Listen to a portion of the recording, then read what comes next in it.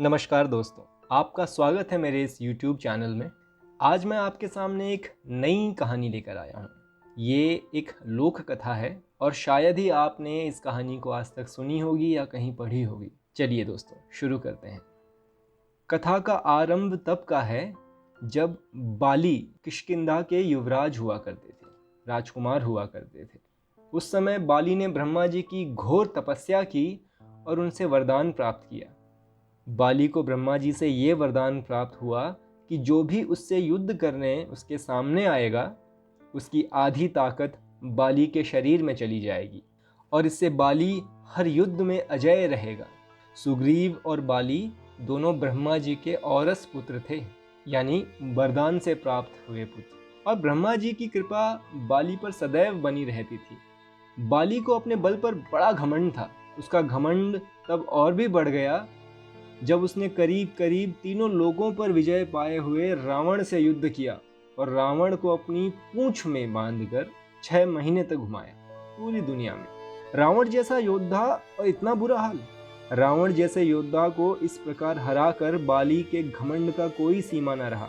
अब वो अपने आप को संसार का सबसे बड़ा योद्धा समझने लगा था और यही उसकी सबसे बड़ी भूल थी दोस्तों। अपने ताकत के मद में चूर एक दिन जंगल में पेड़ पौधों को तिनके के समान उखाड़ कर फेंक रहा था। हरे भरे वृक्षों को तहस नहस कर रहा था। अमृत समान जल के सरोवर को मिट्टी से मिलाकर कीचड़ कर रहा था। एक तरह से अपने ताकत के नशे में बाली पूरे जंगल को उजाड़ कर रख देना चाहता था और बार बार अपने से युद्ध करने की चेतावनी दे रहा था। है कोई जो बाली से युद्ध करने की हिम्मत रखता हो? है कोई जिसने अपनी माँ का दूध पिया हो जो बाली से युद्ध करके बाली को हरा दे? इस तरह की गर्जना करते हुए बाली उस जंगल को तहस नहस कर रहा था। संयोगवश उसी जंगल के बीच में हनुमान जी राम नाम का जप करते हुए तपस्या में बैठे थे। बाली की इस हरकत से हनुमान जी को राम नाम का जप करने में विघ्न लगा और हनुमान जी बाली के सामने जाकर बोले, हे वीरों के वीर, हे ब्रह्म अंश, हे राजकुमार बाली, क्यों इस शांत जंगल को अपने बल की बलि दे रहे हो? हरे भरे पेड़ों को उखाड़ फेंक रहे हो, फलों से लदे वृक्षों को मसल रहे हो, अमृत समान सरोवर को दूषित मलिन मिट्टी में मिलाकर उन्हें नष्ट कर रहे हो, तो इससे तुम्हें क्या मिलेगा? तुम्हारे औरस पिता ब्रह्मा के वरदान स्वरूप तुम्हें कोई युद्ध में नहीं हरा सकता, क्योंकि जो कोई तुमसे युद्ध करने आएगा उसकी आदि शक्ति तो तुम में समाहित हो जाएगी। इसलिए हे कपिराज कुमार, अपने बल के घमंड को शांत कर और राम नाम का जाप कर। इससे तेरे मन में अपने बल का भान नहीं होगा और राम नाम का जप करने से ये लोक और परलोक दोनों सुधर जाएंगे। इतना सुनते ही बाली अपने बल के मद में चूर हनुमान जी से बोला, हे तुच्छ वानर, तू हमें शिक्षा दे रहा है? राजकुमार बाली को, जिसने विश्व के सभी योद्धाओं को धूल चटाई है और जिसके एक हुंकार से बड़ा पर्वत भी खंड खंड हो जाता है। जा तुच्छ वानर जा और तू ही भक्ति कर अपने राम वाम की। और जिस राम की तू बात कर रहा है वो है कौन? और केवल तू ही जानता है राम के बारे में। मैंने आज तक किसी के मुंह से ये नाम नहीं सुना और तू मुझे राम नाम जपने की शिक्षा दे रहा है। हनुमान जी ने कहा, प्रभु श्री राम तीनों लोकों के स्वामी हैं, उनकी महिमा अपरंपार है। ये वो सागर है जिसकी एक बूंद भी जिसे मिले वो भवसागर को पार कर जाए। बाली बोला, इतना ही महान है राम तो बुला जरा, मैं भी तो देखूं कितना बल है उसकी भुजाओं में। बाली को भगवान राम के विरुद्ध ऐसे कटु वचन हनुमान जी को क्रोध दिलाने के लिए पर्याप्त थे। हनुमान जी बोले, ए बल के मद में चूर बाली, तू क्या प्रभु राम को युद्ध में हराएगा? पहले उनके इस तुच्छ सेवक को युद्ध में हरा कर दिखा। बाली बोला, तब ठीक है, कल के कल नगर के बीचों बीच तेरा और मेरा युद्ध होगा। हनुमान जी ने बाली की बात मान ली। बाली ने नगर में जाकर घोषणा करवा दिया कि कल नगर के बीच हनुमान और बाली का युद्ध होगा। अगले दिन तय समय पर जब हनुमान जी बाली से युद्ध करने अपने घर से निकलने लगे, तभी उनके सामने ब्रह्मा जी प्रकट हुए। हनुमान जी ने ब्रह्मा जी को प्रणाम किया और बोले, हे जगत पिता, आज मुझ जैसे एक वानर के घर आपका पधारने का कारण अवश्य ही कुछ विशेष होगा।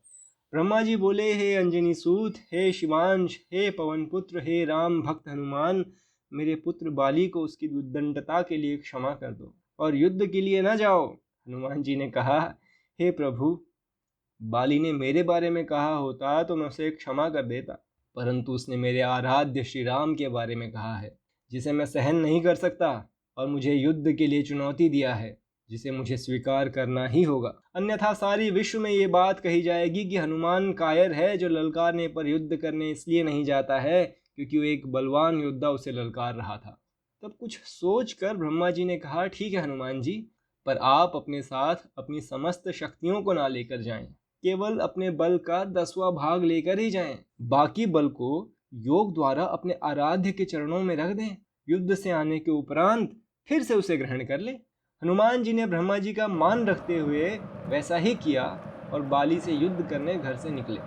उधर बाली नगर के बीच में एक जगह को अखाड़े में बदल चुका था और हनुमान जी से युद्ध करने को व्याकुल होकर बार बार हनुमान जी को ललकार रहा था। पूरा नगर इस अद्भुत और 2 महायोद्धाओं के युद्ध को देखने के लिए जमा था। हनुमान जी जैसे ही युद्ध स्थल पर पहुंचे, बाली ने हनुमान को अखाड़े में आने के लिए ललकारा।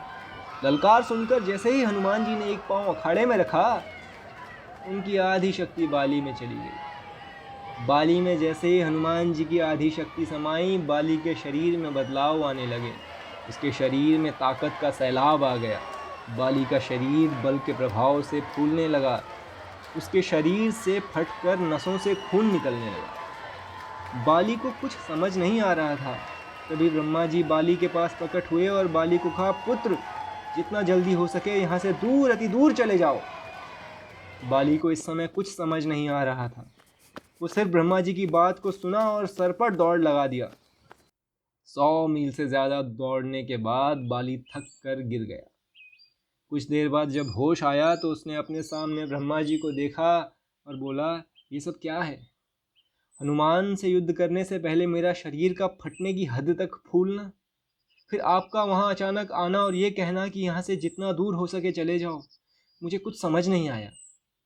ब्रह्मा जी बोले, पुत्र, जब तुम्हारे सामने हनुमान जी आए तो उनका आधा बल तुम में चला गया, तब तुम्हें कैसा लगा? बाली बोला, मुझे ऐसा लगा जैसे मेरे शरीर में शक्ति की सागर लहरें ले रही हैं।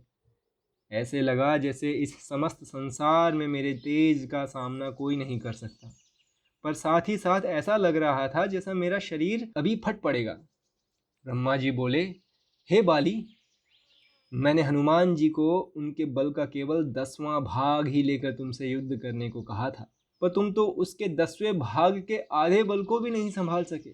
सोचो, यदि हनुमान जी अपने समस्त बल के साथ तुमसे युद्ध करने आते तो उनके आधे बल से तुम उसी समय फट जाते जब वो तुमसे युद्ध करने को घर से निकलते। इतना सुनकर बाली पसीना पसीना हो गया और कुछ देर सोचकर बोला, प्रभु, यदि हनुमान जी के पास इतनी शक्तियां हैं तो वो इसका उपयोग कहाँ करेंगे? ब्रह्मा जी बोले, हनुमान जी कभी भी अपने पूरे बल का प्रयोग नहीं कर पाएंगे, क्योंकि ये पूरी सृष्टि भी उनके बल के 10वें भाग को नहीं सह सकती।